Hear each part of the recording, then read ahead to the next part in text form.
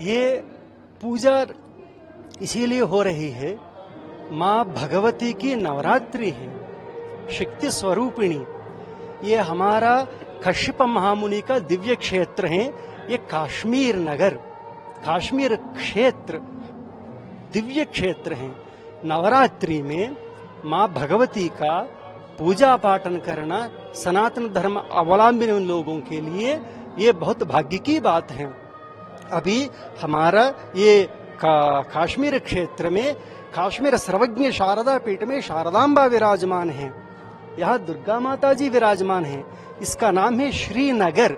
श्री माने शक्ति स्वरूपिणी, इसीलिए इसको श्रीनगर है। श्रीनगर में साक्षात आदिशंकर भगवत्पाल जी का वहाँ पहाड़ भी है। 2500 वर्ष की पहले आदिशंकर भगवत्पाल जी काश्मीर में यात्रा करके सनातन धर्म को उद्धार करके अनेक मंदिरों को जीर्णोद्धार करके शारदा सर्वज्ञ पीठ में जाकर वहां अधिरोहण हुआ। अभी वर्तमान में पीओके में है। नवरात्रियों में माँ भगवती का सान्निध्य विशेष रूप से होता है। इसीलिए नवरात्रि आचरण काश्मीर में करना ये सौभाग्य की बात है। ये हमारा परंपरा है। 2500 वर्ष से ये परंपरा चलते आया। उस परंपरा को निभाने के लिए अभी हमारा 2 महीने के लिए संपूर्ण कश्मीर में वो बॉर्डर टू ये बॉर्डर तक सारी यात्रा चल रहे हैं। अनेक धार्मिक जगहों में जाएंगे, वैष्णो देवी जाएंगे। अभी नवरात्रि पहला दिन टीटवाल बॉर्डर में शुरू हुआ, वहां पीओके एलओसी में शुरू हुआ। आपको भी बता दे, अत्यंत सौभाग्य की बात है कि अनति काल में ही भारत की भूभाग अंग भाग जो पीओके हम जो बोल रहे हैं, पीओके भी अनति काल में भारत में विलीन हो जाने वाले हैं। इसके लिए नवरात्रि में पहला दिन सीमा में पीओके एलओसी सीमा में शिलान्यास भी श्रीयंत्र चर प्रतिष्ठा भी संपन्न हो गया।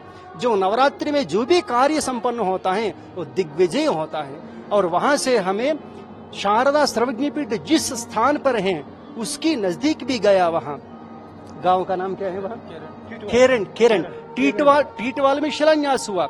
अभी हमारा लक्ष्य है कि अखंड भारत भूभाग की जो परिकल्पना उस समय से लोग जीते थे उसको पुनः प्राप्त करना।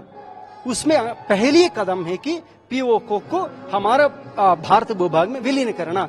क्योंकि आप क्यों पूछिए, वहां हमारा माता का स्थान है। शारदा माता का सर्वज्ञ पीठ कहाँ है?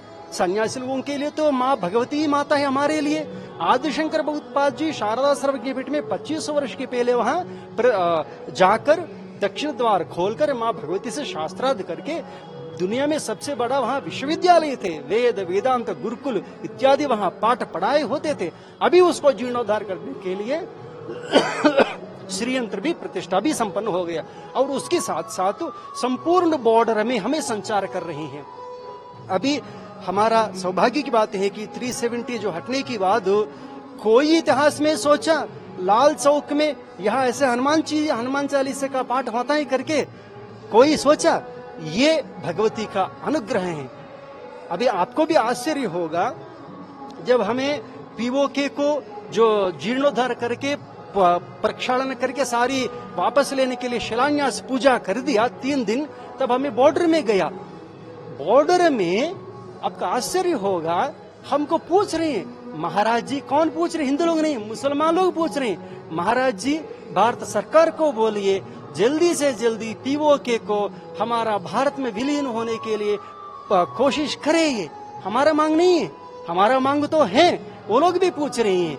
इसीलिए हमारा सरकार भी, ministry of external home affairs भी इंटरनेशनल जो वेदिका में उद्घोषणा भी कर दिया। जयशंकर ने यूनाइटेड नेशंस में जो चर्चा हुआ था वो उद्घोषण कर दिया। हमको एक काम बाकी है, पीओके को वापस लेना चाहिए। और अमित शाह भी बोल दिया, योगी आदित्यनाथ भी बोल दिया। यह लोगों की मांग भी है।